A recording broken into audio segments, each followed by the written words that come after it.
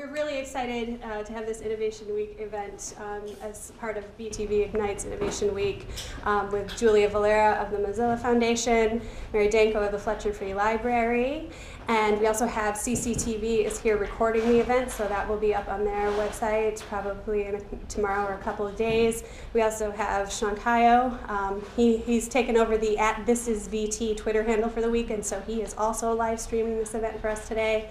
And I think you'll be really interested in what both Mary and Julia have to say. I think this will be an impactful event for everyone. Following their presentations, which are not terribly long, we're hoping this will be a very interactive session, and we're going to break out into groups and really have some engaging conversations around what we're going to discover here today. So thank you very much for coming again. And I would like to just briefly introduce Dennis Moynihan to say a few things about BTV Ignite. Thanks, Abby. And thanks everyone for being here. And I know many of you have been in other Innovation Week events this week. It's been going great. It's been so much energy. We've been really pleased with people coming together, not only the presenters and the organizations that have been part of it, but also all the energy from the audiences. It's clear that we share a common passion, and I hope Innovation Week is giving us a way to work together around those passions. And today's session is really important to me. I mean, having a healthy digital civic society is I think a goal we all share, but it's a very challenging goal because it brings in a lot of sort of amorphous and hidden problems, the questions of access, the questions of providing computing to new Americans and knocking down digital divide, crossing economic barriers. But it's also a lot of other issues, net neutrality and privacy and managing data. The network unlocks great potential for us, but no tool, a saw can cut wood, but it can also cut your finger. And digital technology has the same two-sided effect. And it's so exciting because all those different challenges have been woven together very well by the Mozilla Foundation, which has been wrestling with them and now wrap it into their Internet Health Report. And we're so fortunate to have Julia as one of our residents in town and a remote worker for Mozilla Foundation who's tackling this stuff day in and day out. And so we thought it was just absolutely great to have this opportunity today to have her run a session. And as Julia and I have talked about it, as well as Mary and I, this I hope is the start of a conversation. This is a process that never ends, and this will help us kind of get a better focus and begin to figure out how we make a plan of attack to make sure that everything we're doing here is for everybody's benefit and is making sure that we're moving forward and we're not too impacted by the dark side of the internet. So with that, I just want to thank everybody. I'll be out of your way. Do please continue to keep an eye on the schedule. There's a couple other things today. The launch of the Burlington Code Academy, which is a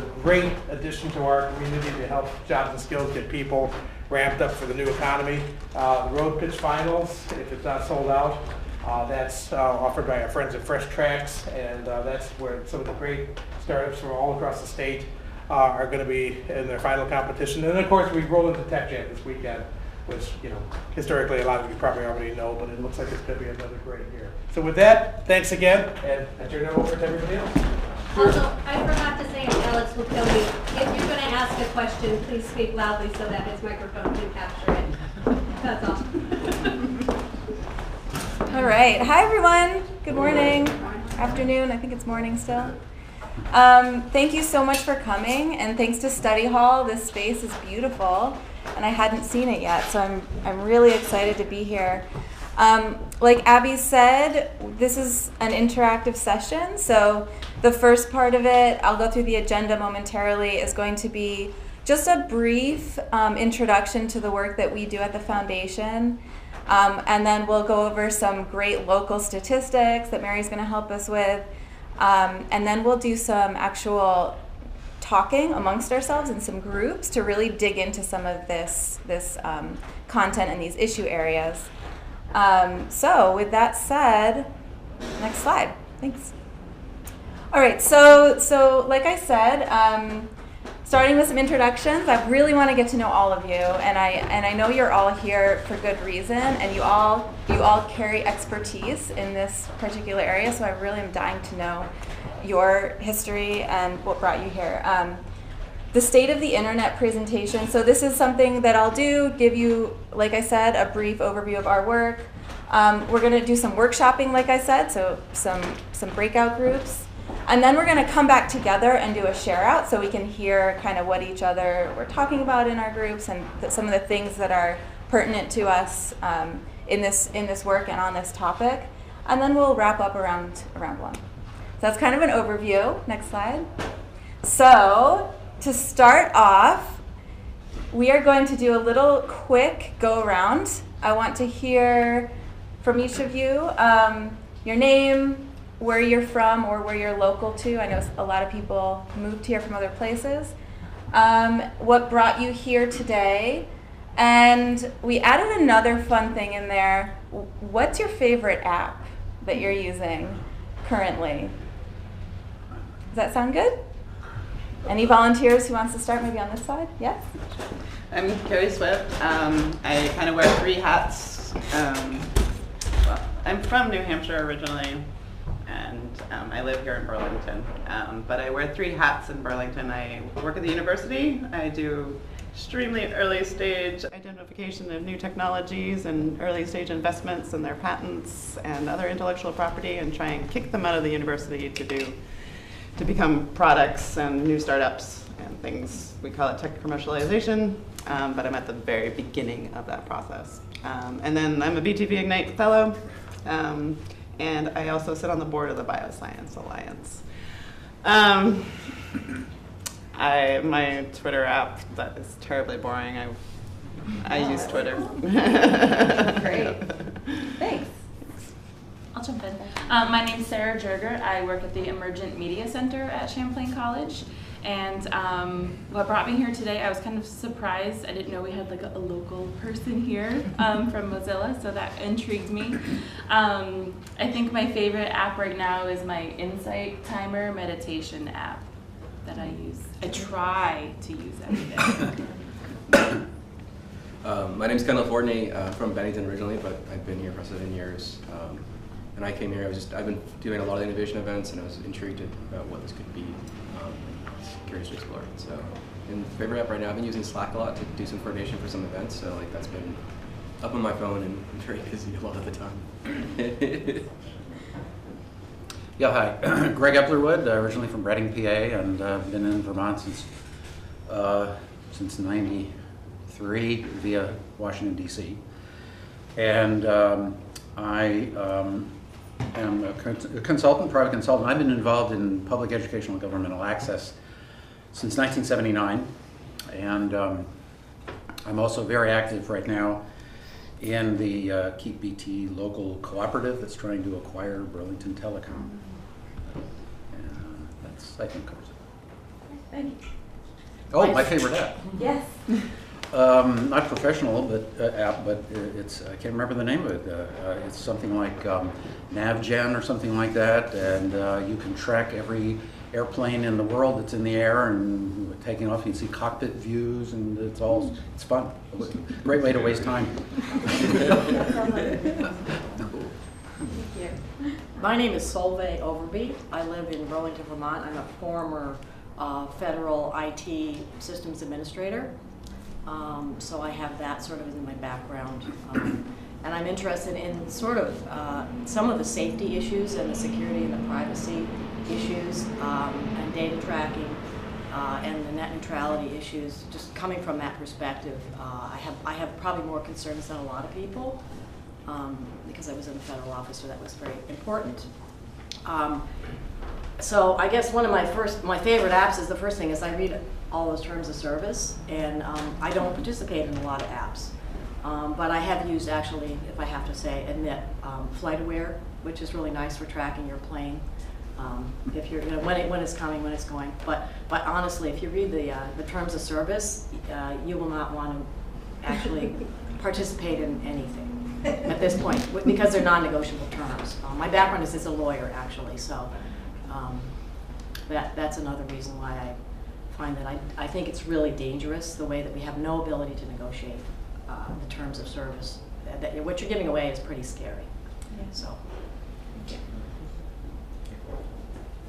Maybe we'll go back here and then get to that side. Sure, I'm Patrick Clemens. I work for the University of Vermont, and I'm part of the EPSCoR program there. And let's see, I moved here from DC about 5 years ago, and then I'm now living in Portland, Oregon. Moved there about a year and a half ago. But I grew up in Wisconsin, so I'm from all over the place. And I'm here today because I can manage the assembly of the statewide UCAN network from Internet 2. So just kind of catching up to see what's been happening around the state since then. And my favorite app, probably the most useful one I use is Remember the Milk, which is like a little task tracker.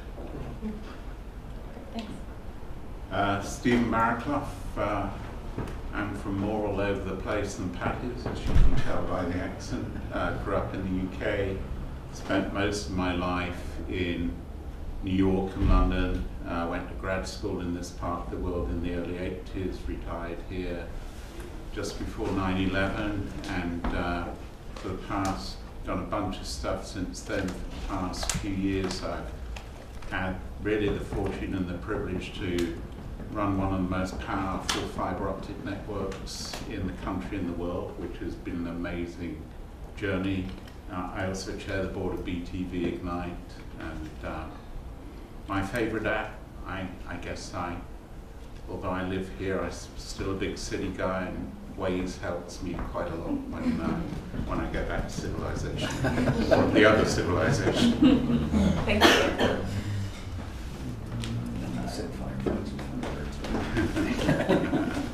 My name is Pat Cook. I run a digital design studio across the hall. One of our projects is study hall, so I'm here because I make the coffee and organize the chairs.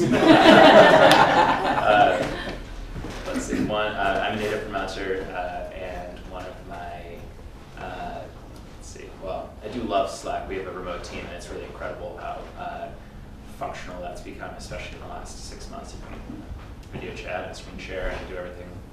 So that's kind of changed our world. But I think Strava is one of my favorite apps from understanding how people use transportation in cities and paths. And as much as it's fun to see where you bike or run, it's also really fascinating to look at that from that scary data perspective, but to understand how we use the space around where we live. Brett Toffel, I'm a software engineer. I just started using Study Hall. I'm a remote worker. I think I was just checking this out. It's a little break. I think my favorite app right now is actually this YubiKey. It's a two-factor. It's a FIDO U2F device, and just finding it interacts with a lot of apps that I use, Google Mail and a bunch of Facebook and other things. And it's a two-factor security that is actually pretty easy to use. You can bump it into your phone, and this is the Neo version that you can bump it into your phone for the same authentication, and it seems to work pretty well so far. It's not too clumsy and adds quite a bit of security to your accounts. I'm Beth Anderson. I'm the Chief Innovation Officer for the city. I'm also a BTV Ignite board member. I don't know if I have a favorite app, but one that I definitely appreciate frequently is Park Mobile to avoid getting parking tickets. I'm Alex Treshov. This just popped up on my feed. I wanted to just come and experiment, see what's going on. Currently, my favorite app is a couch to 10K that I'm doing. So. I'm Kat O'Neill. I am a member of Study Hall, but I was pleasantly surprised when I came in that this panel was here and of interest. I'm also a small business and startup attorney in the community, so it's kind of a nice intersection. And my favorite app right now is called Moment, and it monitors your screen time use and tells you how much you're using your phone, which actually helps me use it less. From the things that you'll let it do, it's very scary, but it's helping me, so I let it track me and all that stuff. I'm Abby Taikaki. I realized I didn't actually introduce myself earlier. I live in Essex Junction by way of Michigan and Chicago and Berkeley, California. And I'm the Director of Marketing and PR for Burlington Telecom. I'm also a BTV Ignite Executive Fellow. And my favorite app was, mine, it was going to be Park Mobile. So I guess I don't understand why more people aren't adopting Park Mobile. It's wonderful. Although I think they will now that you have to use it to get the 2 free hours of parking between Thanksgiving and Christmas downtown. But the one I'm most addicted to is Facebook. And the one that I just sort of have affection for in my heart is a locally made app, Notably, which allows you to safely share pictures of your kids with their grandparents and capture moments of your child's lives, which is really cool.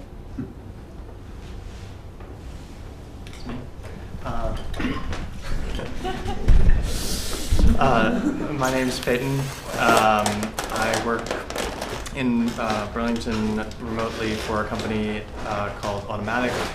We make WordPress.com.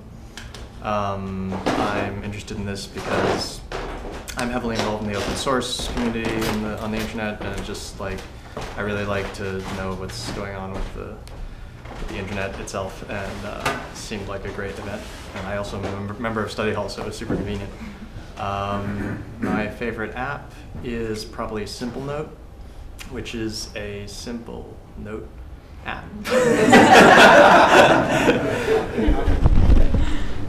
Hi, I'm Casey Mock. I'm with the State Agency of Commerce and Community Development. I'm here mostly to support Innovation Week, but also out of personal interest. Prior to moving to Vermont in January, I worked for Amazon.com's public policy office in DC.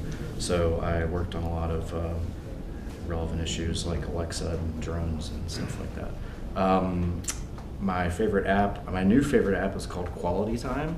It locks your phone out after a certain time that you designate. You can whitelist certain apps, so if you get a phone call or something like that, you can use it, but it keeps me from picking up my phone after 6 p.m., which is great. Jason Starr, lived in Vermont about 10 years, from the Boston area originally. Work now in the kind of content marketing world and SEO. And as far as apps, I've been using Sleep Pillow a lot, which is a white noise app. And we have a 5-month-old at home, and it really helps her. Understandably. Well, good morning. My name is Jim Berniger. I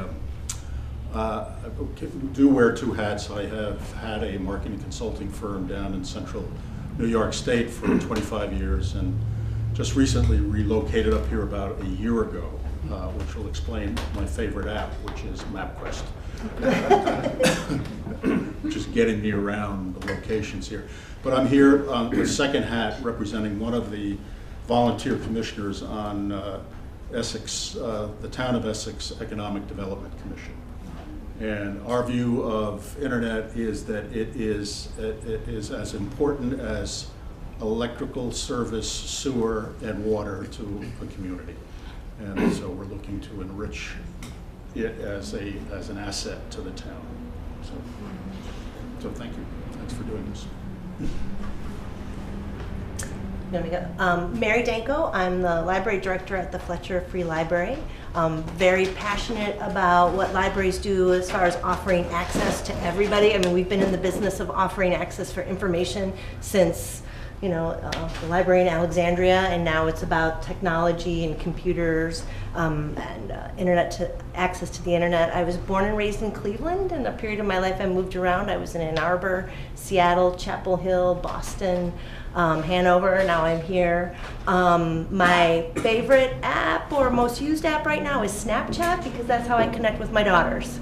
So, and sometimes it's fun to get sucked into the goofy faces and the stickers and all that too. I guess geographically, me next. Of course, if you remember earlier, Dennis Moynihan, ED for BTV Ignite, and if you've been to other Innovation Week things or other things, you've probably heard over and over that I'm a born and raised Detroiter, and but have been living the last 10 years in London and have only joined our wonderful community as of June this year, and love it. And for my favorite app, of course I live in Gmail and GCal and all that sort of stuff, but in terms of enjoyment, I'm really enjoying Audible.com. I've listened to audiobooks for years, since Audible was first created, and I'm currently plowing through a multi-volume set by Winston Churchill on his experiences in World War I. So that's my white noise for going to sleep at night. I put that on with the sleep timer, and I wake up refreshed. A lot of Midwesterners here today. I'm representing from the Southwest. My name's Jessica Nordhaus. I come from Albuquerque, New Mexico. Lived in Burlington for the last 12 years. And I wear a couple hats as well. I was on the BTV Ignite Advisory Board in its first year when we were first joining the Ignite movement. And I own a consulting business in town, Gearshift Consulting. I also work for an initiative called Change the Story Vermont, which is tasked with advancing women's economic security in the state. And we've been doing some data collection over the last couple of years about data specific to the status of women in Vermont. And I'm also a Fletcher Free Library Commissioner. So happy to see the library involved in this conversation. And my favorite app, I'm trying to love Slack. I'm more friendly with Park Mobile now that there's been an update, but I think it's probably podcasts that keep me going. Yeah. Or VPR. Yeah. Hi, my name is Dodi Chibamba. I moved in Vermont since 2014 from Republic Democratic du Congo. And I work for Fletcher Free Library as computer assistant. So my favorite app is Being Connect because I'm a big soccer fan. So I can watch like most famous leagues in Europe from the app. Hey, my name's Travis. I moved here in 2013 from Brooklyn. Before that, Seattle. Before that, Alaska. Before that, San Diego. So kind of new-ish to the East Coast. I'm a professional graphic designer. Own my own business. It's called Quirkle. And the internet means everything to my business. It's how I communicate with most of my clients, even the local ones. So that's partially why I'm here today. I also am a member of Study Hall. So very convenient. I was going to come anyway, because this is a fantastic topic. A side business that I work on is called Startup Stamina, and we connect local entrepreneurs to one another, essentially to support one another in their businesses. So we don't facilitate any sort of exchange of money, just meeting people, or getting people to meet one another. So actually there's quite a few people in the room I'd love to talk to you later and just learn more about what you all have to offer. My favorite apps are two right now. Wunderlist just keeps me super organized. Very simple list-taking app. And the other one is Stash, which is kind of a newish app that sort of you can allocate a few dollars per day, week, or month to investments, and you don't even think about it. And all of a sudden I have like $800 in investments after a couple months, and I didn't even notice. So it's really cool.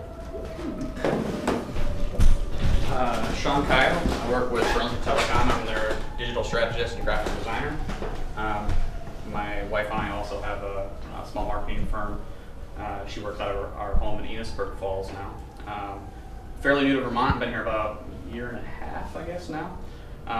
Originally from Pittsburgh. Spent 12 years in Tampa.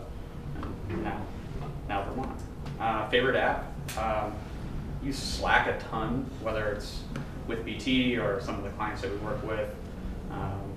And then we're new dad, and I also use Sprout Baby. It's a good one. So, yeah. Great. Well, I guess I'll conclude. Julia, I moved here about a year ago, more than a year now, from New York City. I lived there for 16 years. Before that, I grew up in Connecticut, so I'm an East Coaster.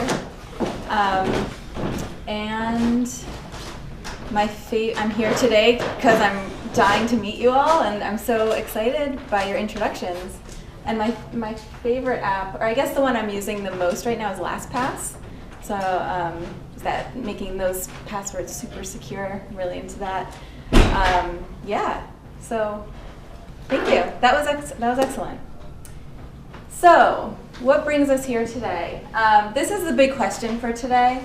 What is the state of the internet? So there's lots of issues and factors that go into answering that question.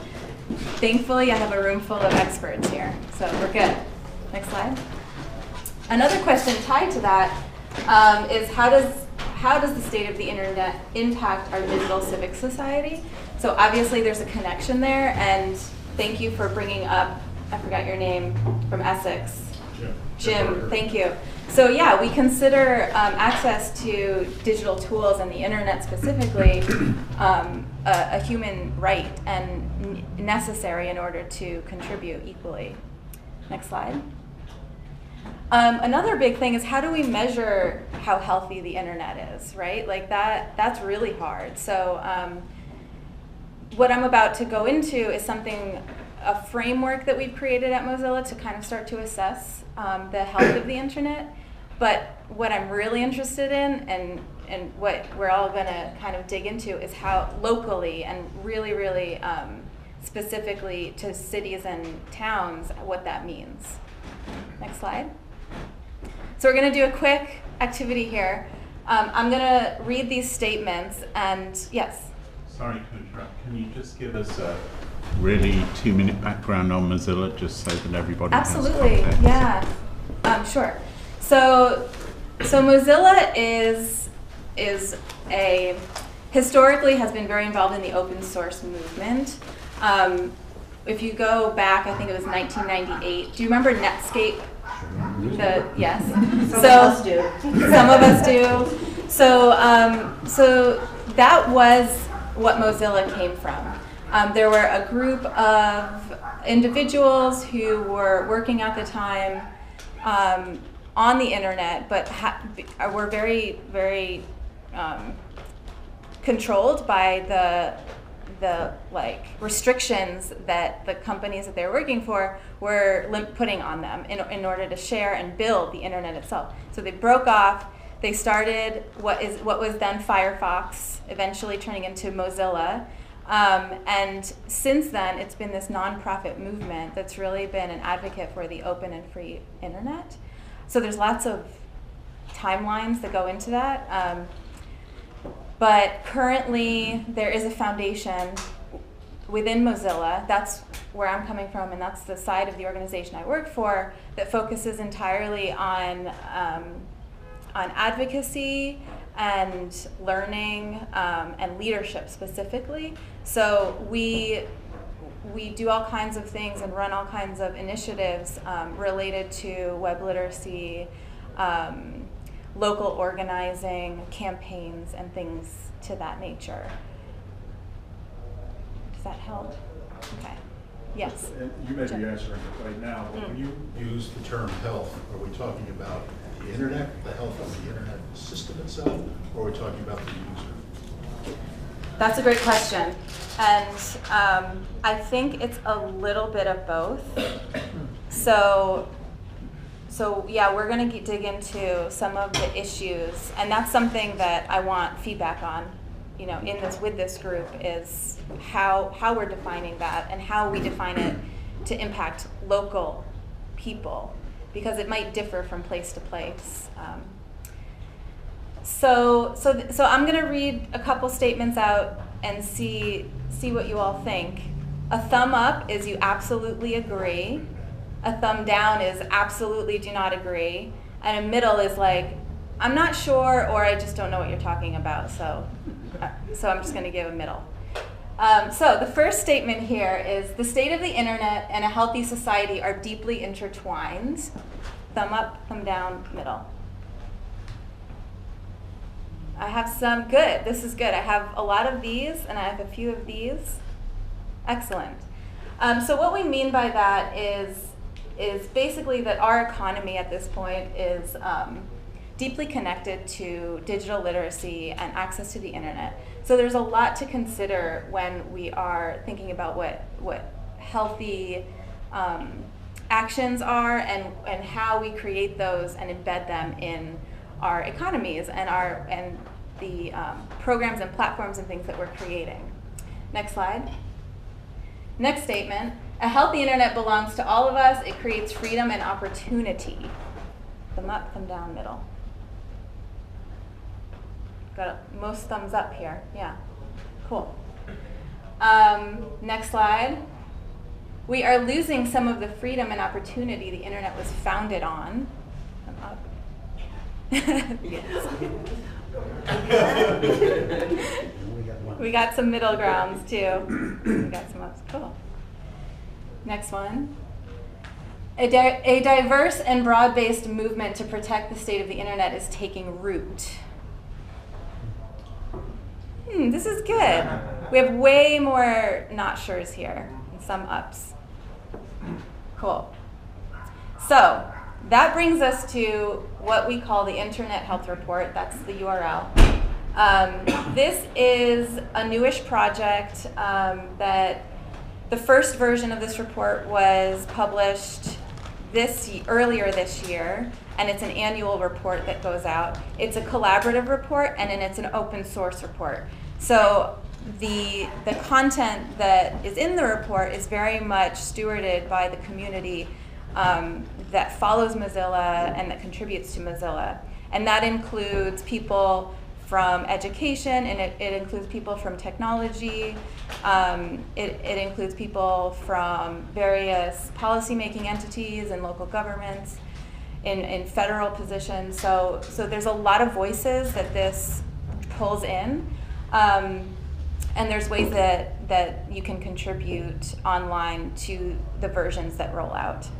So I want to point specifically to these issues that are listed at the top of the report, which are really the kind of focal points of each of the sections of the report.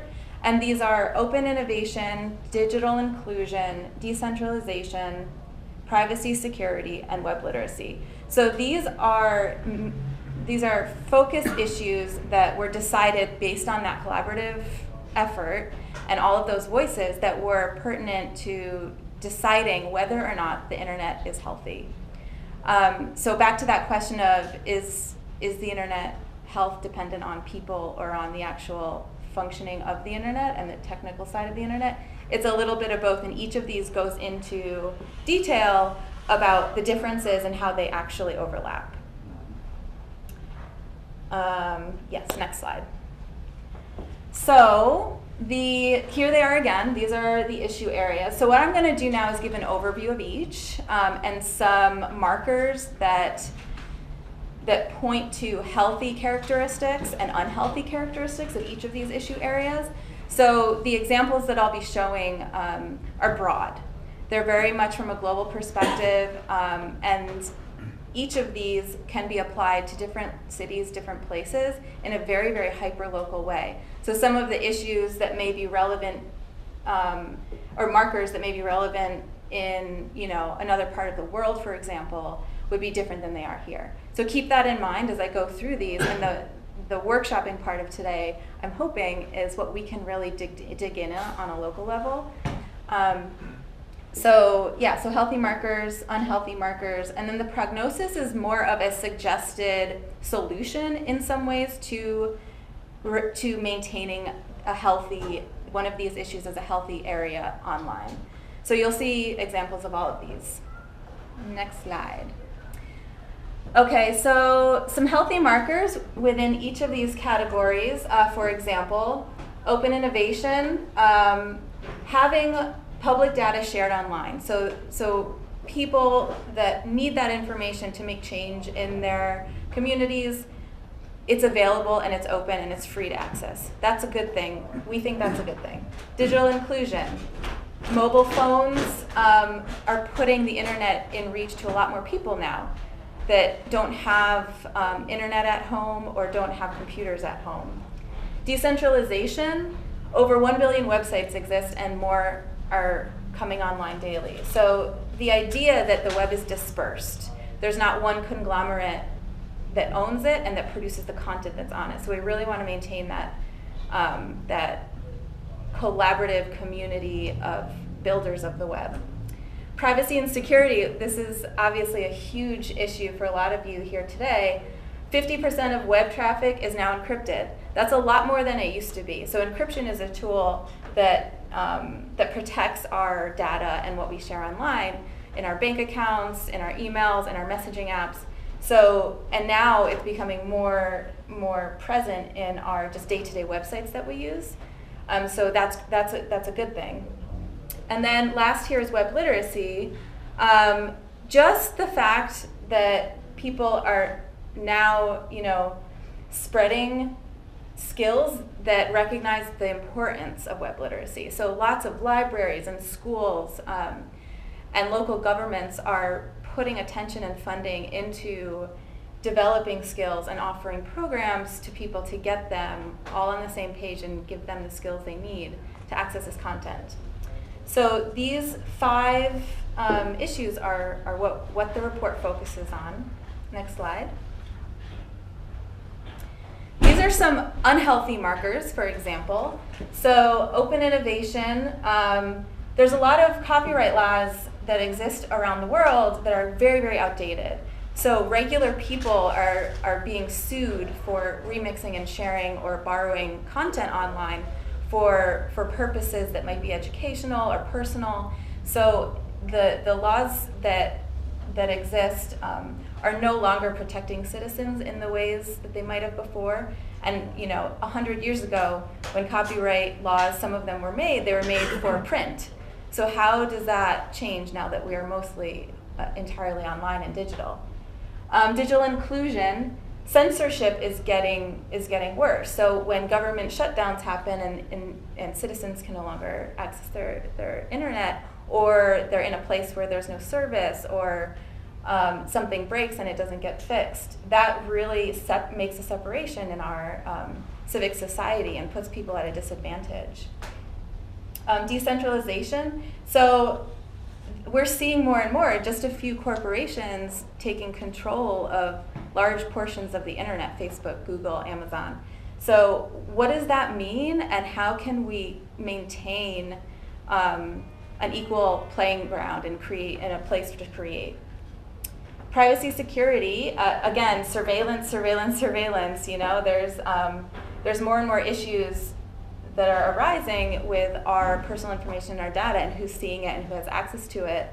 And all of those terms that we sign, how come we can't influence what it says in those terms?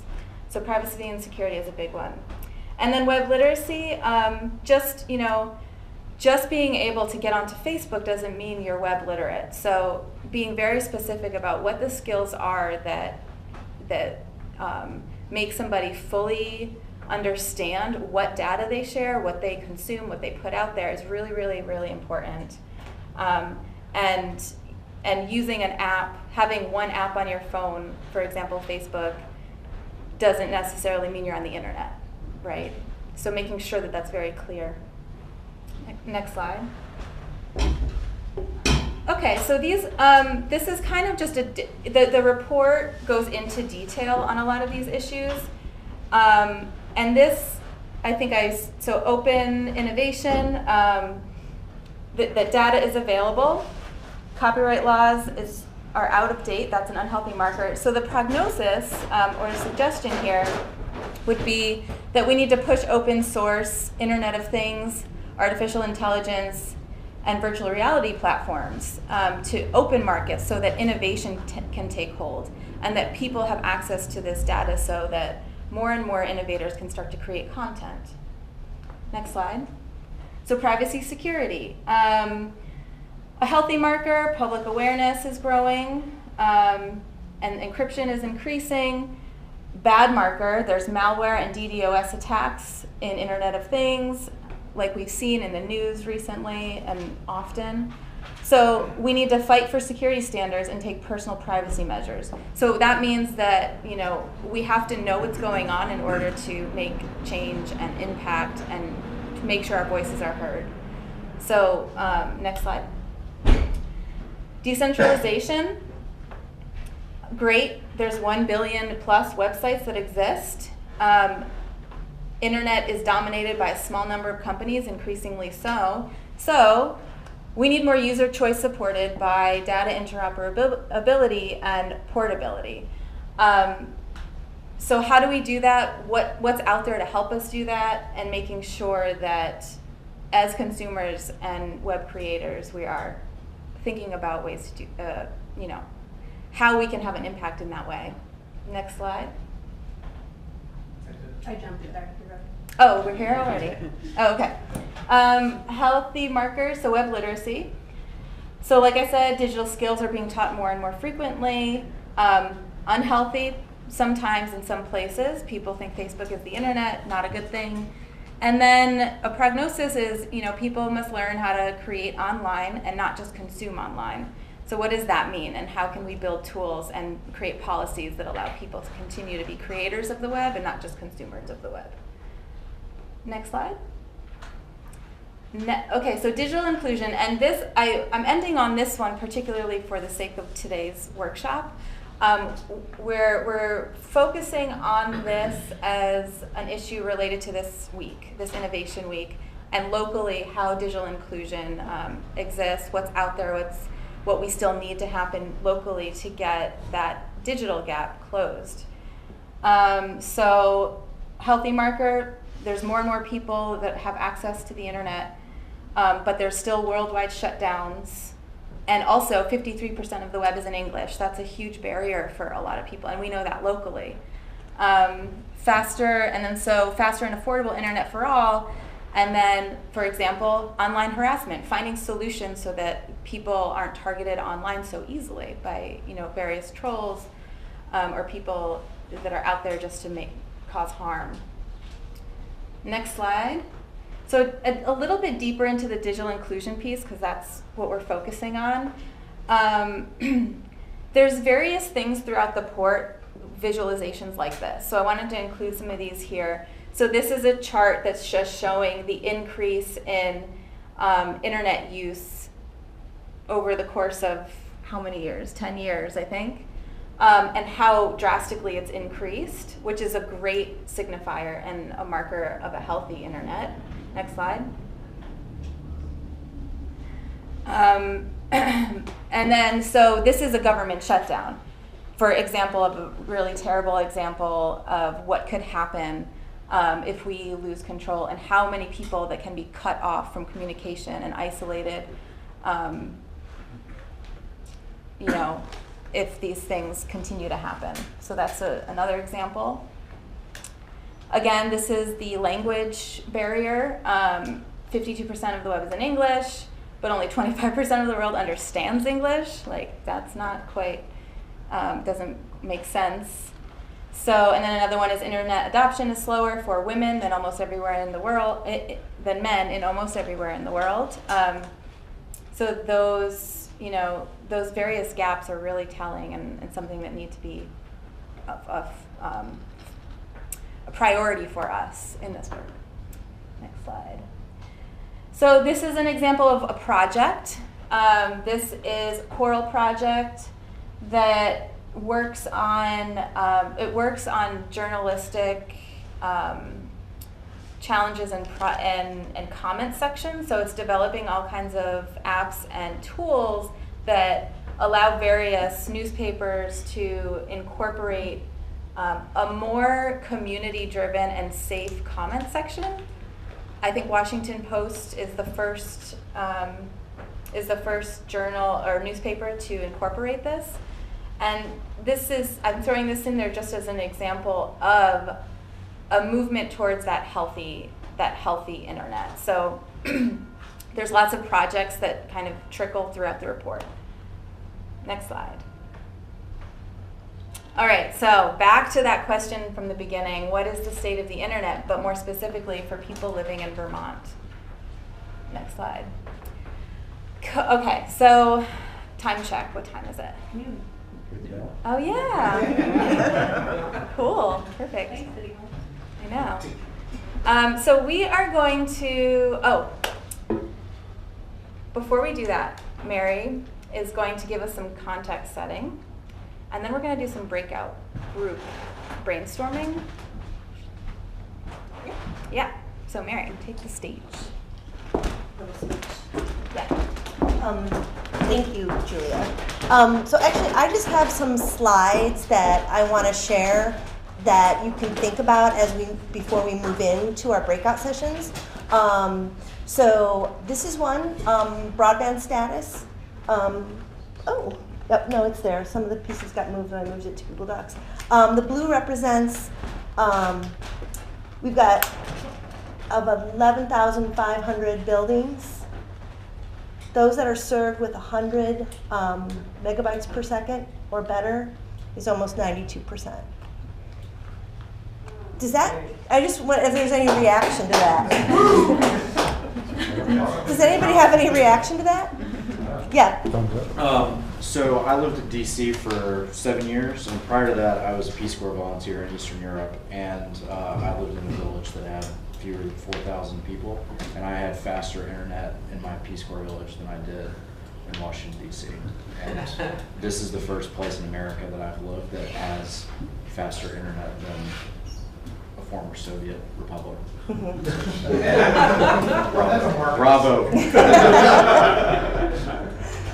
Anybody else have any reaction to the slide? Yeah. Well, I also think it's interesting, Mary, that the not served percentage is so tiny. Mm-hmm. So, and to be clear, this is access. This does not mean that people are taking advantage of it. It means it's available. Anybody else? Well, Okay. I always say in my presentation about world-class digital infrastructure, and I think this is what I mean by world-class digital infrastructure. That's Okay, let's go to the next one. So there's a lot of research, especially about rural versus urban access, but also there's some interesting information about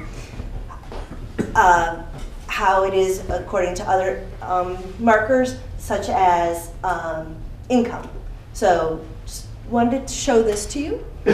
So is this wired or is this in general? Because like, I mean, some people in lower income bracket may be using cell phones to access the internet using cellular service rather than wired. Correct. So I believe this is just wired internet or wireless. Yep. Next one. I have a comment about that. Yep, Well, sure. even and this one too. Yep. They're counting ages 3 and older as part of their statistics. That's kind of scary. Cell phone at 5. It's normal. The next one. Lose control. This one is by educational attainment. And the next one. So this is an interesting thing that we talk about a lot, is the idea of using the internet on a phone versus some sort of a mobile device versus a laptop. So I just wanted to show you this, which I think is kind of interesting, and it'll go into the next slide a little bit as well. This is something I wanted to share with you because this is something we help people a lot with at the library, is employment. And a lot of times it's from the very beginning when some of them don't have email addresses, so we're helping them get email addresses so they can apply, figuring out online applications, how they're corresponding with potential employers via email, if they're uploading attachments, if they get the job, are they filling out online forms as part of their getting the job, and if they're having to do training that's online and provided online. So sometimes we think that having a mobile device is enough, but there's something to think about. Maybe if I can comment on that from a session yesterday. I've done a spin in HR myself, and I think part of the challenge is that organizations, hiring organizations, if they're not a digital company, are way behind the curve in terms of mindset of how they approach this. And within organizations, at least the stereotype is that the HR department is even further behind the curve. And an example came up yesterday at the remote work session, is one employer here that said, we'd love to have remote workers, we'll take them and like that. And a person turned around and said, in your job applications, do you ever say that? And they said, no. And they said, so you're not on any of the search engine optimization for any of the remote worker sites. Remote workers will never see your applications. So a big part of the problem isn't just people accessing it. The actual advertisements and hiring processes are a decade behind in terms of what internet savvy people need to engage. So that's the other half of the coin in this. Right, right. And then I would point to also what Julia was saying, you know, as part of that is, for some people, is being on the internet, just being on Facebook. And there's a whole nother layer of literacy. I don't know if there's one more or not. Oh, yep.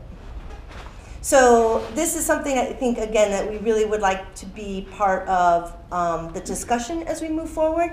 We've established that we are a great city as far as having access to great internet, like you were saying, you know, much, much better than it was in Washington, D.C. What are the barriers then? What are the barriers? And, you know, librarians are very data driven, and we've got a great IT department here in the city, and we're very data driven, but we are finding that there are some data pieces that we're missing. We don't know what we don't know, and we want to figure that out. So this is does anybody like to do stuff with the Pew Research? Oh yeah, they're amazing. You can sign up for email alerts if you want to be super nerdy about it. I love it. But they do great, gather great data and put it in great reports, a lot about the internet. And so this was one that they put together of what some of the barriers that they've uncovered in their research. And I think there's one more after this. And this was something that came from HUD. Of some of the reasons that they came up with why they were finding that folks weren't connecting to the internet. Again, there's access, and then there's actually connecting to it. And I think that's it. Do we have data on how many buildings that have access, how many users are actually connected? We have some.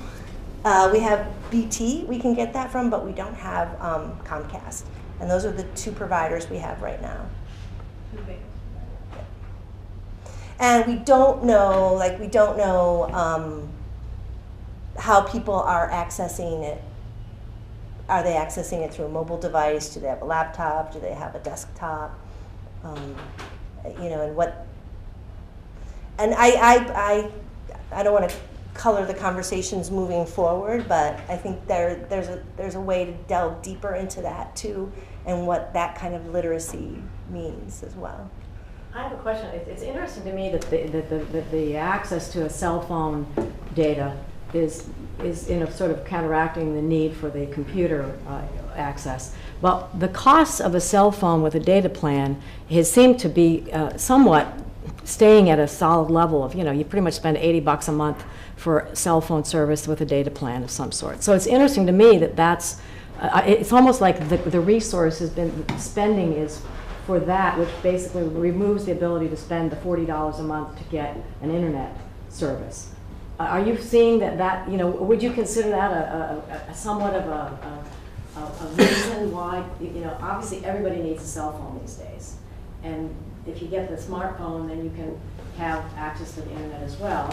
And then if you happen to be lower income, you're going to say, well, that means I can't also have a service through Burlington Telecom or Comcast as a landline service. Does that? I mean, I'm just very interested in those statistics because I haven't seen any drop in the cost of data over a cell phone over the course of forever. It seemed like almost monopolistic that price stays the way it is. Mm-hmm. I don't know if that's. I think that's a good question that we need to talk about. Absolutely, yeah. Because it would seem like that's it. You spend your money on the cell phone and you don't have any way to negotiate a lower price for that. I mean, there are ways slightly prepaid, but it seems like the cell phone services are taking the resource, and that means there isn't any available for a person that doesn't have to pay double internet access in two different locations, a better access at home, online, landline, or wireless at home. Anyway, just a comment, or I don't know if you had any suggestions. Sounds like. No, but I could throw it open to the group if anybody has a thought. There may be interesting correlation with the cost of computers too, because you spent a grand on a phone, and your service, and then you're like, okay, so I now have to spend another like $1,000, $1,500 like on a computer, and often having parents that are elderly and like go do this stuff, and like, you know, people take advantage of them and like try to do bad things with that, and it's just like that same sequence of not wanting to be part of that. It's tricky. Well, and the computers are always changing, and we're talking about, you know, viruses, and people are totally freaked out by all of that. Yeah. But if you had to spend your money on, if you Be a can't do smart without man. the phone anymore. Yeah. Really. So you're forced to spend your money on that. And if you got to spend $80 a month for that, you don't have anything else. Well, I think it's important to look at that need too. I thought that was interesting too, where like 65% said, I can do everything I need to do on a smartphone. So, you know, people will have varying degrees of what they need to do and what format.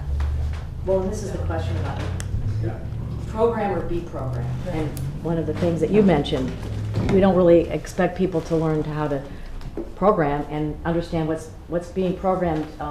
You know, they're being programmed by the people that program their apps. And so you can't do programming on a phone.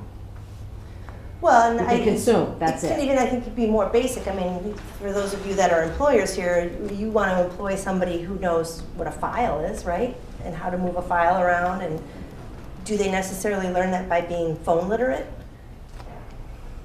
I mean, I think this is exactly the kind of thing that you have really good questions that I would love to know the data on that. You know, and how do we formulate those questions? What are those questions? And how do we get them to the people that we want the answers from and get really good data? Yeah, Jessica. There's a piece of this, the conversation in our schools in Burlington School District over the last 5 years about one-to-one devices and providing. So we spent quite an enormous amount of a large grant we got from the Nellie Mae Educational Foundation to provide every middle and high school student with either an iPad or a Chromebook, and they've gone back and forth. There have been a couple ancillary grants on that. They've gone back and forth about which device they use. But one of the arguments was the initial funding would be grant funded, and then the expectation was the district would take that over and absorb it in their budget because it provided whole families with access to the internet. A lot of families who wouldn't otherwise have it. And so that, you know, does sort of, it solves the device problem, and then it opens up that other line of question about, is the iPad the best choice, or, you know, a netbook or a Chromebook, does that have more utility? But it would be an interesting piece now that I think every 6th through 12th grader right now in the Burlington schools has either an iPad or a Chromebook at their disposal. So that would be an interesting place to have them do a look back and see if they have been collecting any data. I would assume they maybe needed to for the funders about whether that's actually increased access for the community at large. And then, you know, providers have also offered very low cost access to families and who have children in Burlington schools. Yeah, And Abby if I can could speak just to that. jump on that from the Burlington Telecom perspective, we do offer and have for several years our EduNet program, which provides 25 meg symmetrical service for less than $10 a month to anyone with a school-age child that's on the National School Lunch Program, which in Burlington is almost all children. I think at IAA everyone is receives free lunch. It's like, yeah, it's a separate thing, but maybe even 5 out of 6 of elementary. I think when I did check with the state, they said over 60% of Burlington. So which means we're over children. 50% receive. Yeah. Who would receive? Got it. Okay, cool. But we have very low adoption rates for that EduNet program, and I've struggled to get word out through the public schools that this exists here in Burlington and is offered. And a lot of times I hear from people, oh, well, we have this tablet that the school gave us. And it's like, sure, but here's your high-speed internet. We're also partnering with Resource to give you a desktop computer for $50. And it's just not something that people take advantage of. And I got involved with this primarily because I want to know why. What are the barriers, and why aren't I reaching those people and getting them the services and equipment that they need? I wonder what percentage of that 65%, the lack of adoption there, that say that the phone is all they need, is an unintended consequence of what some companies have done to get around net neutrality issues. So is anyone in here a T-Mobile user? With T-Mobile, I think you get free Netflix or something like that, right? Or when you stream certain video providers and music, it actually doesn't count against your data plan. Yeah, so more and more of the cell companies are offering that because it allows them to work as a workaround from net neutrality. So basically, the principle by that, it's called zero rating. Sorry, zero rating. The principle behind that is that they're privileging a certain kind of content. And so if you are a phone subscriber and you're getting streaming music and video for free as a part of your plan, and it's not counting against your data requirement. Whereas when I left DC, Comcast was charging you extra if you went over a certain amount of your data usage every month. So if all you do is watch movies or listen to music on your phone in addition to looking at Facebook, then Then you're set. I was going to say, your slides on the statistics, the adoption of smartphones versus the internet, taken together, it shows that the challenges are very nuanced and emergent. And to bring it back holistically, it means that if we're going to be successful in a digital economy, we as a community, and that's the businesses and the government and everything, we have to be very sophisticated and very lean forward. And I'll give you a practical example of what I mean. I think the adoption of mobiles versus laptops is often a generational thing. There's a lot of younger people think of a laptop like they think of a typewriter. What's that? And so, because they live in apps that are mobile friendly. But if an employer, back to my comment about HR, if an employer, their only job application is a horrible 20-screen web form from 1997, the kids who only have a mobile that works for 90% of what they want to do will not be able to apply for those jobs. And are even though they're the most advanced, they're actually not having the access that they need, which is actually a burden on the employers to say that you need to be able to do one-button applications through LinkedIn, or one day apply for a job through Slack. So it means that we as community leaders have to beat that into our stakeholders, that they can't be lazy, they can't be sloppy, that we have to really be hungry for adopting change so that our community steps out in front of similar communities. Yeah, I totally agree, and I think, and then there's the literacy piece at the school level, and I'll just, when I hear about schools getting Google Chromebooks and iPads, I always start thinking about data mining too. We're getting that kind of stuff into kids, and it's like one's going to Google and one's going to Apple. Where's that education piece that comes along with that as well? But I think this is a really good start.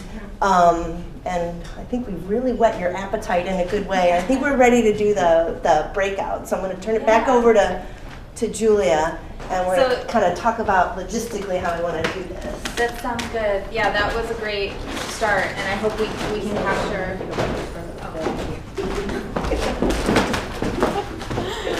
Thanks. So we have some questions prepared.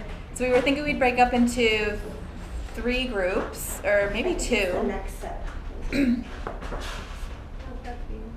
I move the? Yeah, this one. Yeah. It's okay. So we have 6 questions here. The first one is, what are some examples of healthy and unhealthy markers for digital inclusion in Burlington? Who are especially vulnerable to internet health issues in Burlington? What resources currently exist that help bridge the digital divide for people here? What resources do we still need to bridge the digital divide? And then what data do we need to inform how we increase digital inclusion? So that I heard these were some things that just came up. And then the last one is just, what other questions do we need to be asking in order to make change and improve or maintain a digitally inclusive local society here? So we're going to break them up into 2s. The first 2, let's do, should I just split? Do you mind if I just split down? Okay, so we'll do like 1, 2, 3, 4, 5 on that side. and then we'll do 1, 2, 3, 4, 5-ish here, and then you guys will be the third group. And just take this group over here, take 1 and 2, middle here, take 3 and 4, and that group take 5 and 6. Thank you, everyone. Please join us back here. We're going to take the rest of the time now, which is about 10 minutes or so, to just do a reflection and some share-outs from each of the groups. And I think just to summarize, the whole goal of this exercise was, first of all, to get you all talking to each other, because we're all stakeholders in this and interested in it. Second of all, was to capture this for further conversations. So we're looking at this as kind of the beginning, not the beginning, I would say, but pushing this work forward in a new way, bringing you all together. So, with that said, we'll start at the top and go down and just do some share-outs of what you talked about in your groups. And Jessica's gonna do the first 2 questions here that we worked on in our group. Okay. Let's see if I can batch these. And my handwriting is really terrible. I apologize. Okay, I'm just going to speak closer because my eyesight is good. It is. So in terms of number 1, examples of healthy and unhealthy markers, we talked a little bit about Burlington Telecom and as an example of health, and also the imminent resolution of the BT sale will, I think, put some issues to rest. We touched a little bit, actually we spent a bit of time talking about youth and Burlington School District and what that looks like.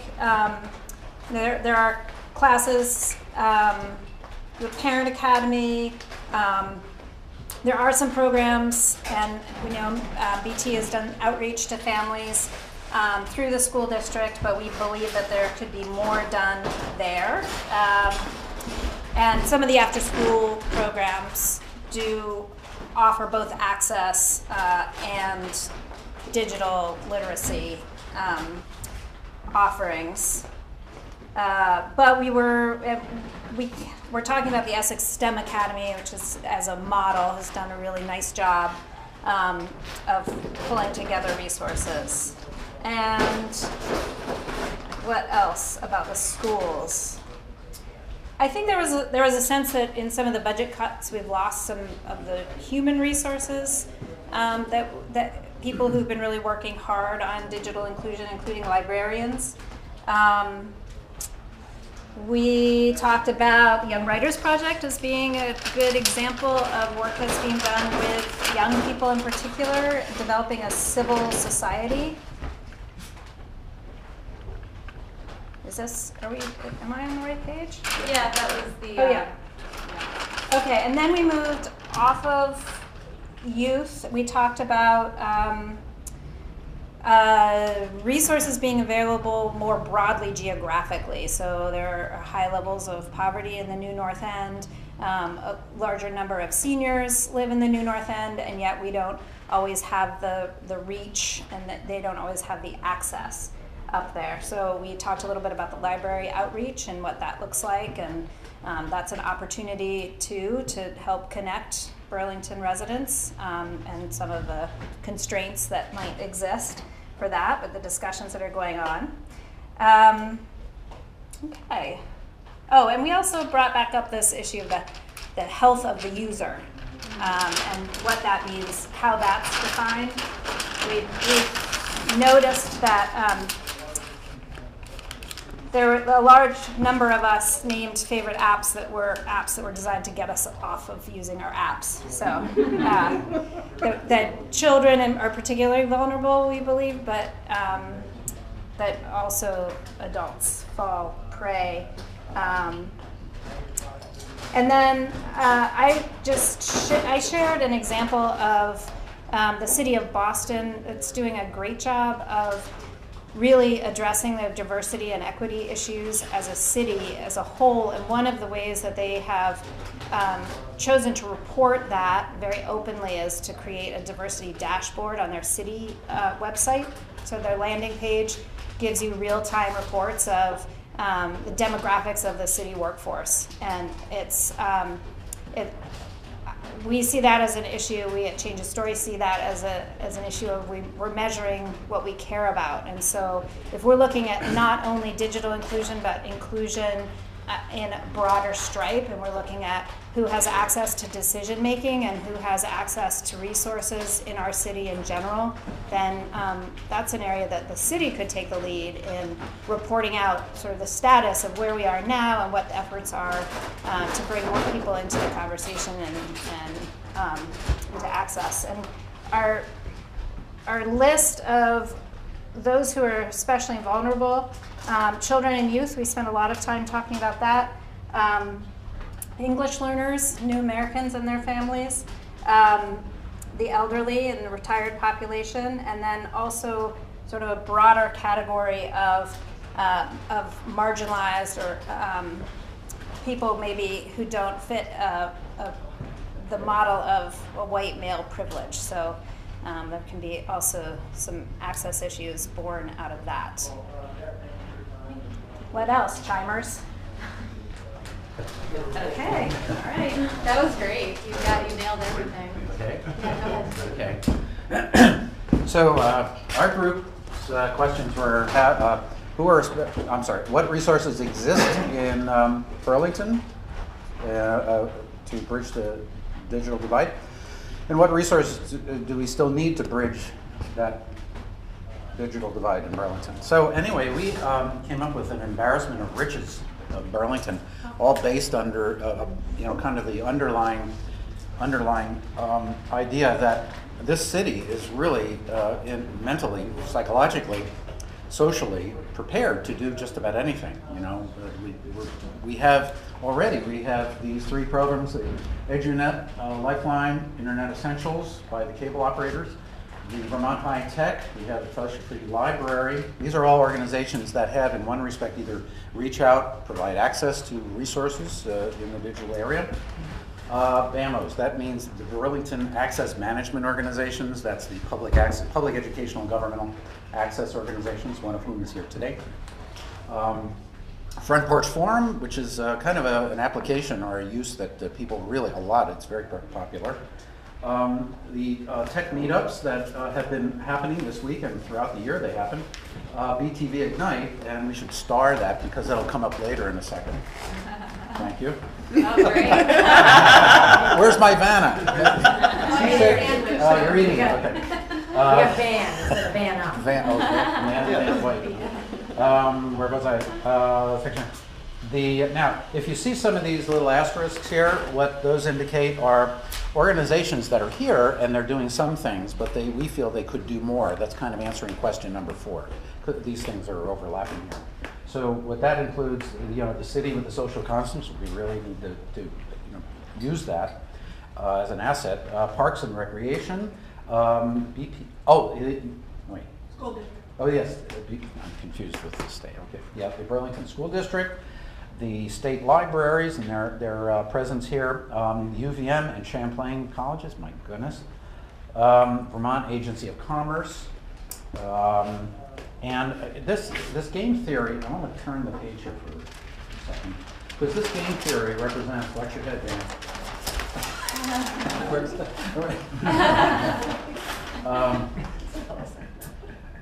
Relates to the idea that, which seemed to be central in the last part of our conversation, is that in order to get folks to be involved and use the internet and adopt some of these, the digital world, is to find that that reason for them to use it.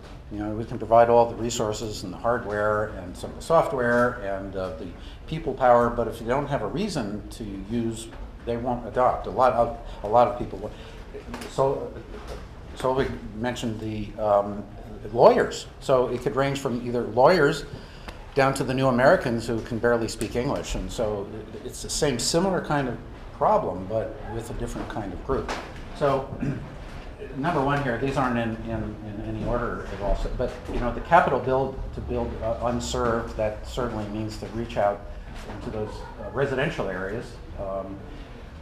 we felt that, and this falls into the next question, you know, what data do we need? Well, we felt that in order to approach and respond to any of these answers, solutions, we really need more information. Now, the Department of Public Service, the State Department of Public Service already collects a lot of metrics. However, we don't know whether or not those are adequate, sufficient to deal with what we're trying to find out. So that would be an area to look at, look at the metrics that are already being collected and then add to them, recommend that new metrics be provided. Now, those other new metrics might be already being provided and gathered by other silos around the state. So that should be gathered. And that's maybe where BTV Ignite comes in, at least for Burlington, to be that central organization to help coalesce, gather, and analyze, and use that, disseminate that research. So we talked about the language barriers. Maybe solution is work on interpretation, expanding library services throughout the city. Statistics, that is part of what I just talked about. Stephen suggested that we should take a look at, and again, BTV Ignite maybe, take a look at how other cities are dealing with this same kind of issue. We just heard about Boston, so that might be a good lesson to learn from. And again, that created an impetus for non-adopters to engage. I already mentioned that, which is really key. And then the data, and I believe that covers it. One thing we thought, the digital divide is sort of like, looks like it's a binary, but really we thought there's really a range, because the people at the high end that are tech workers that are, been a tech worker like myself for 25 years, but I'm like looking at whole new, everybody that's in the upper end, different ways of getting jobs that may be totally new compared to the people at the bottom end, like the poly neighbors that I have. And even more fundamental than that, as time moves on, what digital divide means changes, because there's more and more of almost every job out there evolves in the technology side of things, and the skills and understanding you need to be able to manage that job. Then the new skills and learnings that you need grow and grow and grow over time. So digital divide stretches all the way from New Americans who can't speak English up to people $50, $60, $70, $80,000 a year jobs who are just being disintermediated by the change. You don't have the skills, all the way to kids who are just graduating from high school or college who haven't been taught what's necessary in order for them to be able to get jobs today. And we're not talking about 4-year computer science degrees here. We're talking anything from a 1 week to a 6-month boot camp, just to give you the basics to enable you to basically handle the requirements of jobs as they change over time. We need a new word besides digital divide. We need a new label. And that's the data. That's some of the data. We kind of had like a lot of thoughts that ran around. I've been listening to my own advice. And so you guys correct me if I get something wrong. I was scribing a lot. But some themes, as I think back of what we did, I think some themes emerged, and a lot of it had to do with money. Because I think a lot of us thought that sometimes we're addressing solutions like through grants, and we talked about things that had happened in the past, but it feels very patchworky. Let me think here. So this idea of funding, money, like how do we make sure that gets earmarked specifically for internet access? We talked about those big players, Facebook and Google. Maybe they should be giving money. Are we modeling it kind of on the utility? That theme kind of came up a few times. Is it like electric or water or telephone? And we talked about like now cable access, they get a certain amount they have to give a certain amount of money back to the communities, no strings attached, when they have to do certain things. Let's see. Some of the barriers we thought about is we need more data, like how are people doing online banking? Are they paying utilities online? But then we noticed that there's this barriers, which I think Dennis talked about with companies, but we are also seeing it in government. Sometimes you know, the stuff that we want folks to do through government online platforms are so clunky and horrible. And sometimes we have good things, like we have See, Click, Fix here. I talked about it, and people are like, we didn't know you had that. How do you get the word out that we've got some really great technology things here? Which actually was one of the things we talked about Burlington itself. A lot of us said we didn't know how great Burlington was, technology. We came here and it was someone used the expression, it was a pleasant surprise. Why aren't we talking about this more? Why aren't we promoting this more? This could really help bring in industry and things like that. We talked a little bit about this idea of broadband versus cellular. You know, we're developing all this broadband, but is there a case to be made for cellular connections for people? And how does that monetarily play out? We didn't really quite have that answer. I'm intrigued by your get dollars from Facebook and Google. Extortion or extortion, right? Well, I mean, I can just tell you personally, I feel like, you know, the library, we've been doing this for years and years and years. We allow people public access to computers. We help them, like I was telling you, with job support. We help them learn how to use email. We're teaching an HTML class now. We keep doing it and doing it. And we need more. We need more resources. We need more computers. We need more people there that are helping people. Because some of the people we're getting are the late adopters. And it's really tough. I mean, there's a lot of help that these folks need. But I think you define one of the big gaps and big needs here in Burlington. It's not we need the infrastructure.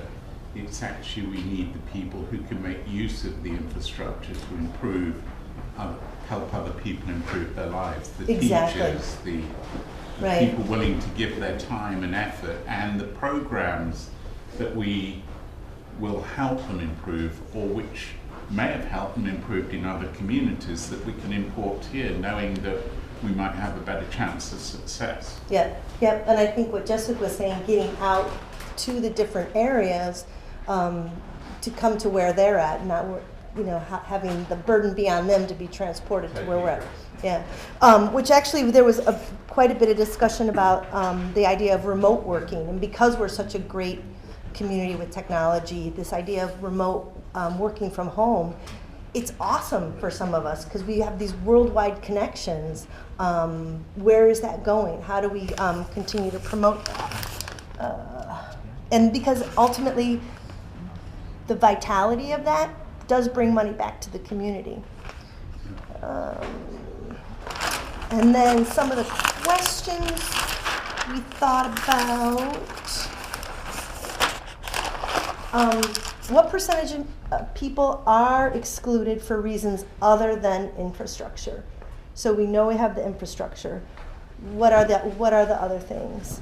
What can we do to provide internet access to low-income households? And another thing that was it was a little controversial is too much internet unhealthy? We talked about the apps that get us away from it. But is it or isn't it, or what does that mean? And then is there a way for the internet to help with being healthy on the internet? So, did I get it all? Did I miss anything? Thank you. It was a marvelous group. Round of applause for everyone.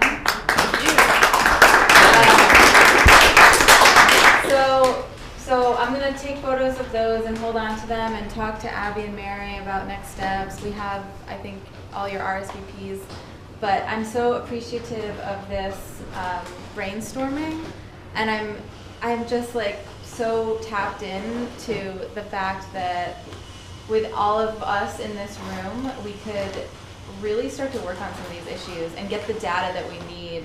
And we have the people that can help us get that data and put in the infrastructure to connect with our communities. So. No, dead right. Dead right. So thank you for that, and I hope that we can all reconnect soon. And before we break up, I just want to thank you and Mozilla Foundation for having an interest in this and doing such a great job leading it. This is the beginning of a conversation for us as a community. If you've heard some of my other talks, success for BTV Ignite, there's a tremendous breadth of things to do, but it comes down to us creating a reputation for Burlington as an innovation hotspot, a place that's a no-brainer to launch a business, grow a business, come and study, come and work, be a remote worker, and obviously to live. And that everyone, when they hear Burlington, the first thing they think of is that's a tech hotspot, that's a innovation hotspot. And these are some of the many stepping stones to getting there to transforming our communities. So I think this is far more impactful than you can imagine. I think it's more essential. I think success for Burlington means we become known nationally as a place that actually puts excess effort into bridging whatever we define as the digital divide. It's the place that really becomes renowned for inclusion.